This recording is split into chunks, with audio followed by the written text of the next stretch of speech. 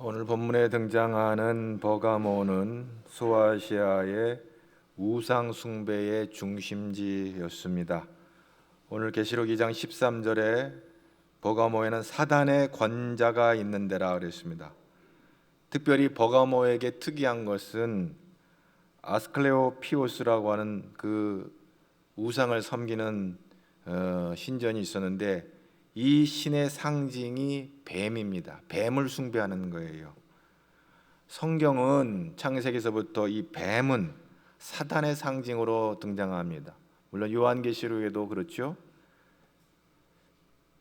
그런데 이 버가모 교회에 찾아오신 주님은 좌우에 날선 검을 가진 주님의 모습으로 이제 등장하십니다. 좌우에 날선 검,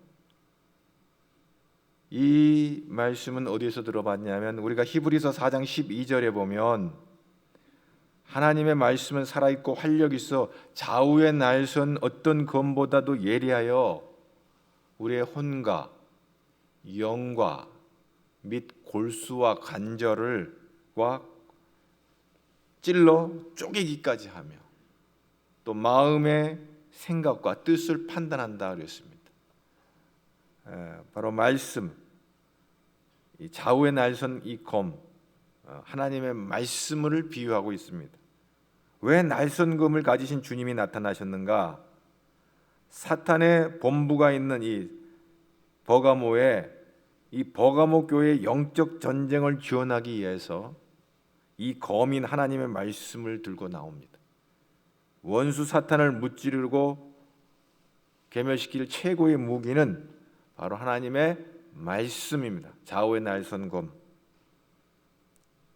이제 주님께서 이 버가모 교회에 대한 먼저 칭찬의 말씀이 나옵니다.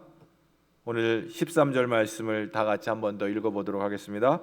내가 어디에 사는지를 내가 아노니 거기는 사탄의 권자가 있는 데라. 내가 내 이름을 굳게 잡아서 내 충성된 증인 안디바라, 너희 가운데 곧 사탄이 사는 곳에서 죽임을 당할 때에도 나를 믿는 믿음을 저버리지 아니하였도다. 버가모 교회에 대한 칭찬 가운데 하나가 주님의 이름을 굳게 잡은 일이 있어요. 그것이 오늘 등장하는 한 사람이니 안디바예요.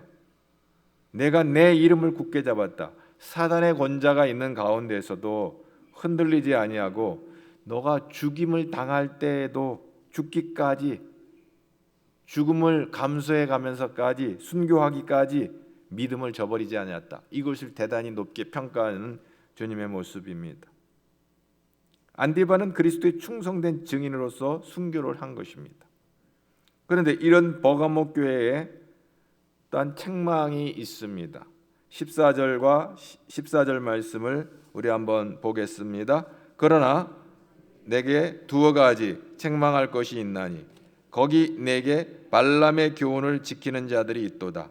발람이 발락을 가르쳐 이스라엘 자손 앞에 걸림돌을 놓아 우상의 제물을 먹게 하였고 또 행음하게 하였느니라.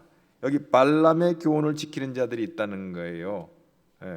이것이 이제 책망을 하는데, 이 발람의 교훈이 뭔가 오늘 본문에도 나와 있지만 민수기 21장, 22장부터 23, 24, 25장까지 배경으로 하는 이 말씀인데요. 민수기 21장, 22장을 보면 모세의 지도 아래 이스라엘 백성들이 요단 동편의 성읍들을 정복하면서 가나안 땅을 향하여 힘차게 나아가는 것을 보게 되어집니다. 드디어 여리고 맞은편 모압 평지에 이르러 진을 치게 되는데, 이제 꿈에 그리던 가나안 땅을 눈앞에 두고 있습니다. 얼마나 흥분된 상황이에요. 이렇게 물밀처럼 밀려오는 이 이스라엘의 무리들 앞에 모압 왕 발락은 극도의 두려움을 갖게 되었습니다.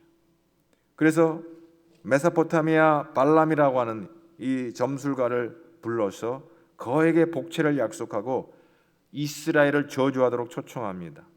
처음에 발람은 발락의 초대를 거절합니다. 하나님이 허락지 않았다는 이유죠. 그러나 삼고초려 강곡한 발락의 요구를 못 이긴 척 이제 발람은 초대에 응하게 되어집니다. 어마어마한 이제 대가를 지불하겠다라고 하니까 아마도 거기에 마음이 쏠린 것 같아요. 그런데 이제 발락을 만나기 위해서 모압이 이제 길을 나서는데 하나님의 사자가 막아서는 것을 보게 되어집니다. 민수기 22장 22절에 보면 그가 감으로 말미암아 하나님이 진노하심으로 여호와의 사자가 그를 막으려고 길에 서니라. 발람은 자기 나귀를 탔고 그의 두 종은 그와 함께 있더니.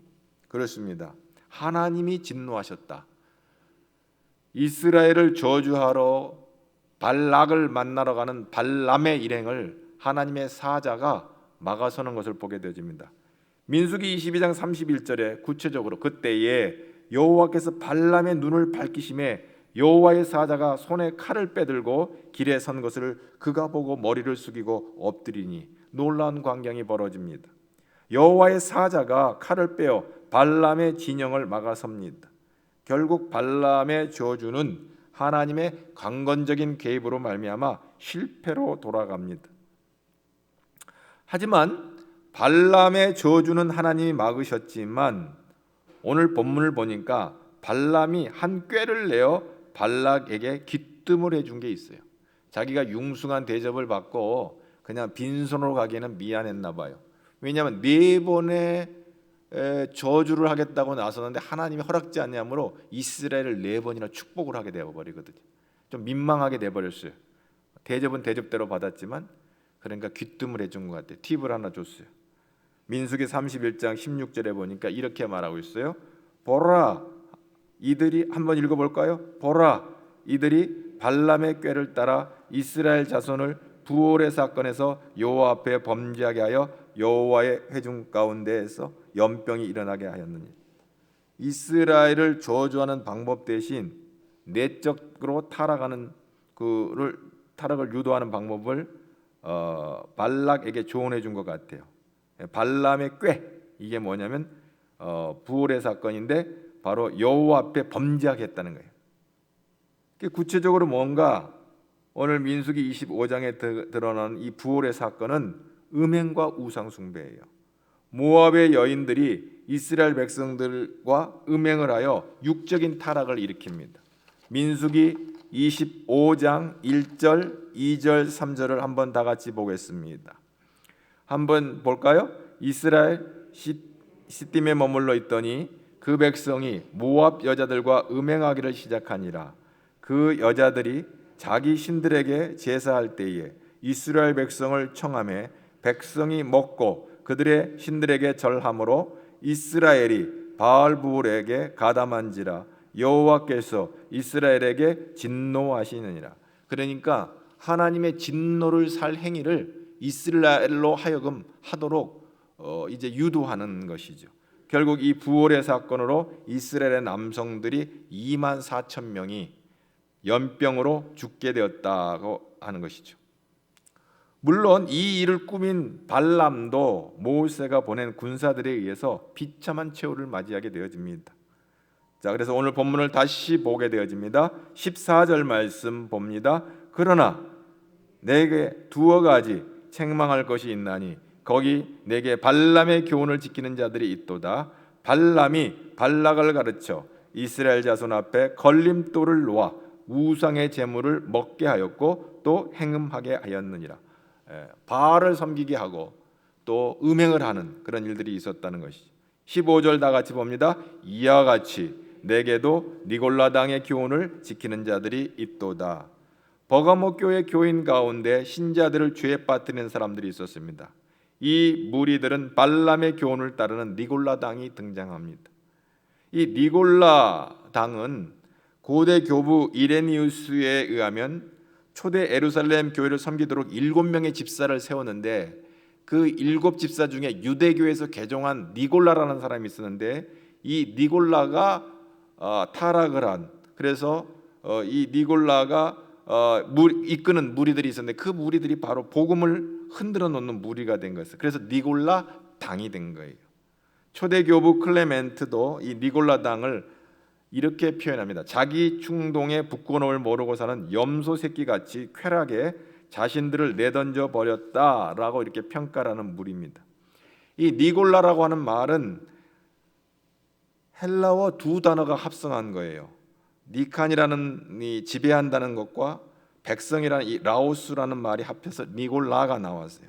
마찬가지로 이 발람은 히브리어의 합성 단어예요. 두 합성 단어인데 지배한다는 벨라와 얌 백성 이런 이 그래서 합쳐서 발람으로 우리나라 번역은 발람이지만 그래 같은 말이에요. 니골라와 발람은 하나는 헬라어고 하나는 히브리어인데 같은 뜻이에요. 백성들에게 악한 영향을 주어서 교회를 혼란케 하는 이 무리들, 악한 교사들을 묘사하는 말로 니골라 당이라고 이렇게 표현한 겁니다. 그래서 버가모 교회에 보낸 편지는 특별히 그들을 백성들을 우상에 바친 고기, 오늘 여기 보면 우상의 제물을 먹게 하였고 또 음행을 하도록 유혹한다고 책망을 하게 된 것입니다. 초대교회 사도들이 활발하게 이방 선교를 진행함에 따라서 이방인들이 교회 안으로 들어올 때 할례를 받아야 되냐 안 받아야 되냐, 유대교 전통에 있던 그 회심한 자들은 할례 받아야 된다, 율법을 지켜야 온전한 구원이다 해가지고 이 문제를 가지고 논박을 합니다. 그러다가 최종 결정을 내린 예루살렘 공의회 사도들이 모여서 결정한 것이 사도행전 15장 29절에 이렇게 나옵니다. 우상의 제물과 피와 목매어 죽인 것과 음행을 멀리할지니라. 이에 스스로 상가면 잘 되리라. 할례는 상관없다, 받든지 안 받든지. 그러나 우리가 조심해야 될 것은 우상의 제물과 음행, 몇 가지 피와 목매어 죽인 것을 멀리하라는데 이방인들이 기독교 공동체에 들어오는 두 가지 조건이 여기서 명확하게 우상의 제물과 음행을 삼가는 것이었다는 거죠. 이 결정적인 규칙을 니골라 당이 범한 것입니다. 이런 잘못된 행위의 유혹이 그리스도인들이 살고 있었던 버가모에서 우상의 제물을 먹는 일이 일반화된 이교도 사회에 많이 있었고, 뿐만 아니라 결혼 외 성관계가 공공연하게 받아들여졌던 이 문란한 이 사회 분위기가 바로 이 니골라 당도 그 영향을 입은 것이죠. 이 로마의 이교도 사회와 아마 타협을 시도했다고 볼 수도 있을 것입니다. 예수를 믿는다 하면서도 그런 엉뚱한 삶의 부정한 모습이 있었던 것이죠. 니골라 당은 이원론적인 교리를 가지게 되었어요. 인간의 몸은 어쨌든 악하고 영혼은 선한 것이라고 주장했어요. 그러므로 그리스도인들은 그의 육신이 원하는 것은 무엇이든지 다 할 수 있다. 반대로 영혼은 그가 행한 것과 육신이 행한 것과 상관없이 은혜와 용서를 선물로 받을 수 있다라고 생각을 하고 있습니다. 이거 영지주의가 스물스물 스며들었는데, 여러분 영지주의라 그러면 영지주의가 도대체 뭐야? 초대교회 영지주의라는 이단이 있었는데 영지주의가 뭐야? 간단하게 말하면 뭐냐면, 어떻게 하나님이 이 더럽고 추한 인간의 몸을 입고 이 땅에 올 수 있냐? 없다. 그래서 예수를 하나님으로 인정하지 않는 거예요. 영지주의는 예수님을 하나님으로 인정하지 않는구나. 인간의 몸을 입으시고 말씀이 육신이 되는 일은 그건 불가능한 일이다. 어떻게 거룩한 하나님이 더럽고 추한 육신의 몸을 입고 올 수 있냐? 바로 그 얘기예요. 그게 바로 영지주의자들이 주장하는 핵심 교리 중에 하나예요. 그래서 신학적으로 예수님의 인성을 일단 거부하고 예수님의 구주되심, 하나님이심을 거절하는 거죠. 그리고 이 바알은 이 발람이 섬겼던 그 바알은 우상은 다산과 풍요의 신이에요. 그래서 이 바알을 섬기는 제2방법 중에 집단적으로 남녀 사제들과 음행을 통해서 바알 신을 기쁘게 함으로 하늘에서 비를 내려서 풍성한 생산을, 풍년을 기약하는 제사를 드리는 거예요. 이게 얼마나 허망한 헛된 일인지 몰라요. 결과적으로 세속사회에 이 자유로운 음행이 허용되는 이것이 조장되어지는 아주 그런 엉뚱한 일들이 벌어지는 것이죠. 그렇습니다. 그래서 오늘 16절에 뭐라고 말합니까? 다 같이 한번 16절 보겠습니다. 그러므로 회개하라. 그리하지 아니하면 내가 내게 속히 가서 내 입에 검으로 그들과 싸우리라. 회개하라 그랬습니다. 이 자유방임주의, 신앙이 세상과 타협을 해가지고 이게 이중적인 그런 삶을 살아가는 이 버가모 교회 성도들 향하여 회개해라 라고 말하고 있는 것입니다. 마치 여호와의 사자가 발람의 일행을 칼을 들고 막아선 것처럼 하나님께서 적극적으로 개입하실 것을 말씀하고 있습니다. 내 입의 검은 예수님의 입에서 나오는 하나님 말씀을 의미하겠죠. 이것은 성령의 검과 같습니다. 에베소서 6장 17절에 구원의 투구와 성령의 검 곧 하나님의 말씀을 가지라. 이것은 사탄 마귀와 싸워 이기는 무기예요. 회개는 두 가지 회개가 있습니다. 첫째, 불신자가 구원을 받기 위하여 하는 회개예요. 세상에서 돌아와서 예수님 영접하고 구원을 받는 회개예요. 그래야 하나님의 구원에 참여하죠. 두 번째는 징계를 받지 않기 위한 회개가 있어요. 예수 그리스도를 믿어 구원받은 성도가 징계를 받지 않기 위해서 회개하는 것을 의미합니다. 히브리서 12장 8절에 징계는 다 받는 것이거늘 너에게 없으되 사생자요 친아들이 아니니라. 징계가 있다고 하는 것은 자기 아들에게 징계한다는 것은 사랑이 있다는 증거죠. 하나님의 자녀가 된 자들은 하나님의 간섭과 책망과 교훈으로 살아가는 거예요. 그래서 요한계시록 3장 19절에 물은 내가 사랑한 자를 책망하며 징계하노니 그러므로 내가 열심을 내라 회개하라. 여러분, 영원한 지옥에 보내지 아니하고 책망하고 징계하는 것은 사랑의 사인이에요. 돌이켜라 회개하라 라고 하는 사인이에요. 고린도전서 11장 32절에 우리가 판단을 받는 것은 주께 징계를 받는 것이니 이는 우리로 세상과 함께 정죄함 지옥에 가지 않도록 하기 위함입니다. 징계를 받는 것으로 끝나는 것을 감사하게 생각하고 은혜로 생각하게 되는 것이, 또 징계를 받는 것은 하나님 나를 사랑한다는 증거라고 생각할 수가 있어요. 근데 징계가 없다? 내가 못된 짓을 해도 징계가 없다? 음행을 하고 우상을 섬기도 징계가 없다? 이건 버리는 사람이에요. 버리는 몸이에요. 하나님 포기한 사람이에요. 그건 지옥에 가서 지옥불에 탈 사람이에요. 그런데 우리가 조금만이라도 허물과 죄가 있으면 하나님이 징계한다? 하나님 날 사랑하시는 거예요. 사랑의 증거예요. 그러므로 책망하며 징계할 때 열심을 내서 회개하라고 말씀합니다. 그러므로 회개하는 자가 이기는 자가 되는 거예요. 요한일서 5장 5절에 보면 무릇 하나님께로부터 난 자마다 세상을 이기느니라. 세상을 이기는 승리는 이것이니 우리의 믿음이니라 그랬어요. 하나님께로 난 자가 뭐예요? 예수님을 영접한 자. 세상을 이긴다 그래요. 세상은 뭐예요? 사탄과 죄 가운데 지배되어지는 이 세상을 말하고 있죠. 그 세상을 예수님을 믿는 자는 우리의 믿음으로 이긴다라고 선포하고 있어요. 5절에 예수께서 요한일서 5절에 예수께서 하나님의 아들이심을 믿는 자 아니면 세상을 이기는 자가 누구냐? 우리는 우리의 실력과 능력으로 이기는 것이 아니라 예수 그리스도로 말미암아 이기는 자가 되는 거예요. 그래서 로마서 8장 37절에 이 모든 일에 우리를 사랑하시는 이로 말미암아 우리가 넉넉히 이기느니라. 아멘.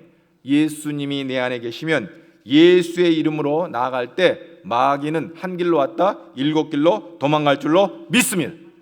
여러분이 크고 작은 문제 앞에 예수 이름으로 선포하며 기도할 때 문제는 해결될 줄로 믿습니다. 그러면 어떤 일이 벌어지냐? 하나님께서 놀라운 약속을 해주세요. 17절 말씀 다 같이 봅니다. 귀 있는 자는 17절 귀 있는 자는 성령이 교회들에게 하시는 말씀을 들을지어다. 이기는 그에게는 내가 감추었던 만나를 주고 또 흰 돌을 줄 터인데 그 돌 위에 새 이름을 기록할 것이 있나니 받는 자밖에는 그 이름을 알 사람이 없느니라. 감추었던 만나가 뭘까? 이 감추었던 만나는 에덴에 있는 에덴 동산에 있는 생명나무의 열매입니다. 아담이 에덴에서 쫓겨남으로 그것을 먹지 못했습니다. 에덴 동산의 중앙에는 선악과 나무와 생명나무가 있었습니다. 하나님의 언약의 관계 속에서 선악과는 시험이고 생명나무는 구원입니다. 선악과는 죽음이고 생명나무는 영생입니다. 생명입니다. 만약에 아담과 하와가 선악과 나무를 선택하지 아니하고 생명나무를 선택하였다면 영원한 구원, 영원한 생명에 참여하게 되었을 것입니다. 그러나 불행하게도 생명나무를 선택하지 아니하고 선악과를 선택함으로 죄를 범하고 불순종함으로 에덴 동산에서 쫓겨나게 되었습니다. 그뿐만 아니라 이 땅에 죽음과 저주를 끌고 들어오고 말았습니다. 아담이 에덴에서 쫓겨난 후 생명나무의 열매를 먹을 수 없게 되었습니다. 그래서 창세기 3장 24절에 이같이 하나님이 그 사람을 쫓아내시고 아담과 하와를 쫓아내시고 에덴 동산 동쪽에 그룹들과 두루 도는 불칼을 두어 천사들을 두어서 생명나무의 길을 지키게 하시니라. 그것을 먹지 못하도록 지켰다고 하는 것입니다. 하나님께서 생명나무를 감추어 버리는 거예요. 그런데 이기는 자에게 오늘 요한계시록 2장에 이기는 자에게 감추었던 만나 생명나무의 열매를 주시는 거예요. 요한계시록 22장에 천국에 이 생명나무가 등장하는 장면, 이 비전이 보여. 창세기에 에덴 동산에서 있던 이 생명나무가 이제 감추어졌는데 이제 다시 요한계시록 마지막 장 22장에 그 생명나무가 등장해요. 강자우에 생명나무가 있어 12가지 열매를 맺되 달마다 그 열매를 맺고 그 나무 잎사귀들은 만국을 치료하기 위하여 있더라. 계시록 22장 2절. 마지막 장에 이제 이 생명나무가 등장합니다.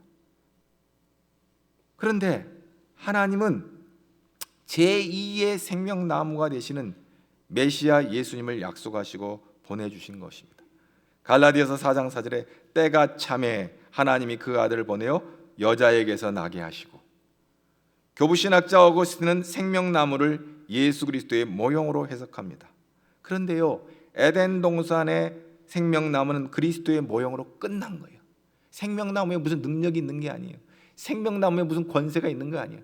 에덴 동산에 감춰진 생명나무는 그것으로 끝나고 제2의 생명나무인 예수 그리스도를 우리에게 보내주심으로 말미암아 이 감춰졌던 만나가 오픈되게 된 거예요. 예수 그리스도로 드러나게 된 거예요. 그러므로 예수 그리스도가 우리의 만나가 돼요. 양식이 돼요. 요한복음 6장 31절에 이스라엘 백성들이 구약을 인용합니다. 기록된 바 하늘에서 그들에게 떡을 주어 먹게 하였다함과 같이 우리 조상들은 광야에서 만나를 먹었나이다. 이 말을 듣고 예수께서 이르시되 나는 생명의 떡이니 내게 오는 자는 결코 줄이지 아니할 터요 나를 믿는 자는 영원히 목마르지 아니하리라. 조상 때 먹었던 그 만나는 썩을 양식이고 먹고도 죽지만 나는 생명의 떡이다.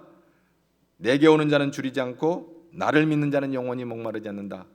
그리고 요한복음 6장 55절에 내 살은 참된 양식이요 내 팔은 참된 음료라다. 나를 먹고 나를 마시는 자가 영생한다. 이렇게 말씀하고 있는 것입니다. 예수님께서 자신이 참된 양식이라고 말씀하고 있습니다. 그런데 이 참된 양식이 이제 예수님을 통해서 이제 드러났는데 골로새서 1장 26절에 보면 이 비밀은 만세와 만대로부터 감추어졌던 것인데 이제는 그의 성도들에게 나타났고 감추어졌던 만나가 이제 이 비밀이 드러나게 됐어요. 그래서 골로새서 1장 27절에 하나님이 그들로 하여금 이 비밀의 영광이 이방인 가운데 얼마나 풍성한지를 알게 하려 하심이라. 이 비밀은 너희 안에 계신 그리스도시니 곧 영광의 소망이라다. 감추어졌던 것이 열려지게 됐는데 이 비밀이 누구냐? 그리스도다 하는 것입니다. 예수 그리스도께서 우리의 양식이 되고 만나가 되고 생명나무 열매가 되는 것입니다. 감추었던 만나를 주신 것은 먹고 썩을 헛된 우상 제물이 아니라 먹고 영생하는 생명, 영생을 주신 것입니다. 바로 감추었던 만나를 우리에게 열려주시겠다. 이기는 자에게 이 약속을 하고 있는 것입니다. 또 이 17절에 등장하는 것입니다. 또 우리에게 무엇을 준다고 그랬습니까? 흰 돌을 주겠다 그랬어요. 주님의 이름이 새겨진 흰 돌. 여기 보면 흰 돌은 예수 그리스도를 의미합니다. 흰색은 그리스도의 의를 드러내고 예수의 피로 죄인을 씻어 의롭게 함을 뜻합니다. 성경은 돌에 대한 이야기가 많이 나와요. 이 돌은 크게 심판하는 돌과 생명을 주는 돌로 나오는데, 심판하는 돌은 다니엘서 2장 45절에 보면 손대지 아니한 돌, 개역 한글 성경에는 뜨인 돌이라고 그랬어요. 손대지 아니한다, 자연석이죠. 손대지 아니한 돌이 산에서 나와서 쇠와 놋과 진흙과 은과 금을 부서뜨리던 것을 왕께서 보신 것은 크신 하나님이 장래의 일을 왕께 알게 하시는 것이라. 다니엘이 왕의 꿈을 해몽하는데 이 요상한 꿈의 이 뜨인 돌이 뭐냐? 바로 다니엘서에서 메시아가 오셔서 모든 세상의 우상을 부서뜨릴 것을 예언하고 있는 것입니다. 바로 심판이죠. 베드로전서 2장 7절에 머릿돌이 등장합니다. 그러므로 믿는 너희에게는 보배이나 믿지 않은 자에게는 건축자들이 버린 그 돌이 모퉁이의 머릿돌이 되고 또한 부딪히는 돌과 걸려 넘어지게 하는 바위가 되었다 하였느니라. 그들이 말씀을 순종하지 아니함으로 넘어지나니 이는 그들을 이렇게 정하신 것이라. 베드로는 예수님을 돌로 지칭하고 그것이 성도에게는 보배가 되나 불순종한 악한 자에게는 심판이 된다고 베드로전서 2장 7절 8절에 이렇게 말하고 있는 것입니다. 바로 심판하시는 돌입니다. 바로 예수 그리스도입니다. 그 다음에 생명을 주는 돌입니다. 고린도전서 10장 4절에 다 같은 신령한 음료를 마셨으니 이는 그들을 따르는 신령한 반석으로 마셨음에 그 반석은 곧 그리스도라. 이 말씀은 출애굽기와 민수기를 배경으로 하는 모세가 목마른 자들에게 물을 낼 때 반석을 쳐서 물을 내는 이야기를 배경으로 한 얘기예요. 민수기 20장 11절에 모세가 그의 손을 들어 그 지팡이로 반석을 2번 치니 물이 많이 솟아나므로 해중과 그들이 짐승이 마시니라. 이 말씀을 배경으로 하고 있어요. 신령한 반석으로부터, 그 돌로부터 나오는 그 반석은 곧 그리스도다. 목마른 자들이 그 예수 그리스도로 말미암아 영원히 해가람을 받게 된다. 돌은 생명수를 내시는 예수 그리스도를 지칭합니다. 근데 그 돌 위에 새 이름을 기록했어요. 새 이름이 뭘까? 새 이름이 뭘까? 전에는 죄인이었던 이가 예수 그리스도의 보혈로 죄 씻김 받고 하나님의 구원에 참여하여 천국에 들어갈 자격을 갖춘 자 아무개가 새겨져 있을 것입니다. 천국에 들어갈 자격을 가진 자, 천국에 들어가는 주님의 초대장, 천국의 프리패스하는 천국의 입장권, 이 흰 돌을 받게 될 것입니다. 고린도후서 5장 17절에 그리스도 안에 있으면 새로운 피조물이다. 이전 것은 지나가지 새 것이 되었다. 새 것, 새 캐릭터, 새 이름. 성도가 예수 그리스도로 말미암아 새 이름을 갖게 되는 거예요. 구원받은 자, 예수 그리스도의 피로 모든 죄를 씻김을 받아서 하나님의 아들이 되고 딸이 돼서 구원받은 자의 이름을 갖게 된 거예요. 그 예수님의 돌 위에 그 이름이 새겨져 있어요. 예수님 안에 성도가 있고 성도 안에 예수님이 계신 거예요. 요한복음 5장 56절에 내 살을 먹고 내 피를 마시는 자는 내 안에 거하고 나도 그 안에 거하고, 그 돌 위에 내 이름이 새겨줌으로 예수님과 하나가 되는 거예요. 누구든지 내 음성 듣고 문을 열면 계시록 3장 20절에 내가 그로 더불어 먹고 그는 나로 더불어 먹으리라. 하나가 되는 거예요. 내가 그 안에 그가 내 안에, 주님이 내 안에 내가 주님 안에. 그래서 받는 자밖에는 그 이름을 알 사람이 없다고 그랬어요. 천국의 비밀을 알도록 허락된 사람은 구원받은 자예요. 예수님을 영접한 사람만이 이 돌을 받고 돌에 기록된 구원받은 자의 이름을 자기만이 확인할 수가 있는 거예요. 여러분,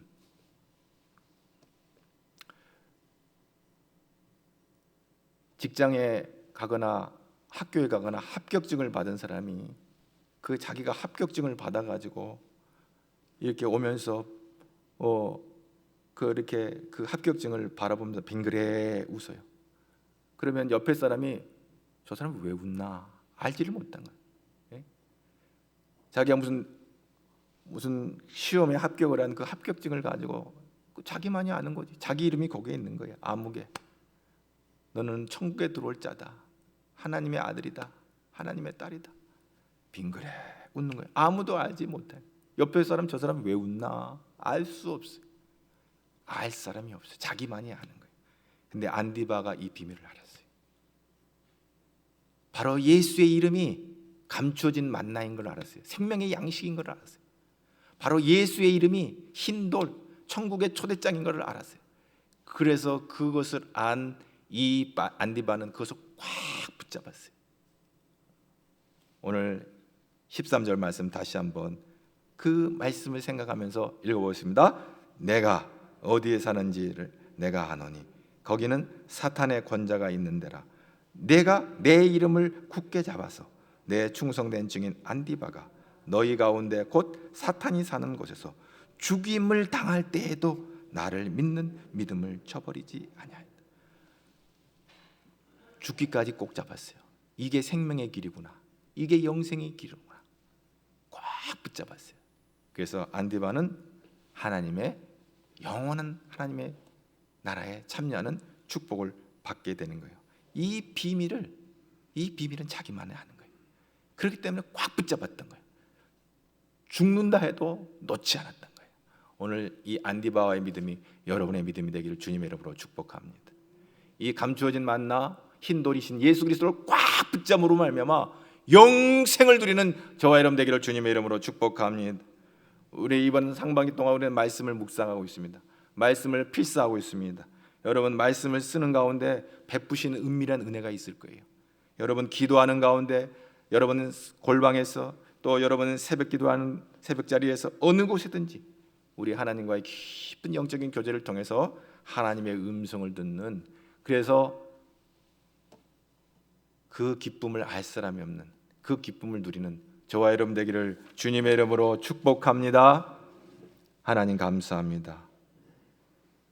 헛된 양식, 썩어질 양식이 아니라 생명의 양식인 예수 그리스도를 만남으로 말미암아 또 그 생명의 이름을 꽉 붙잡고 영생에 참여한 안디바와 같이 오늘 이 놀라우신 은혜가 우리 사랑하는 모든 성도들에게도 동일하게 임하게 하여 주시옵소서.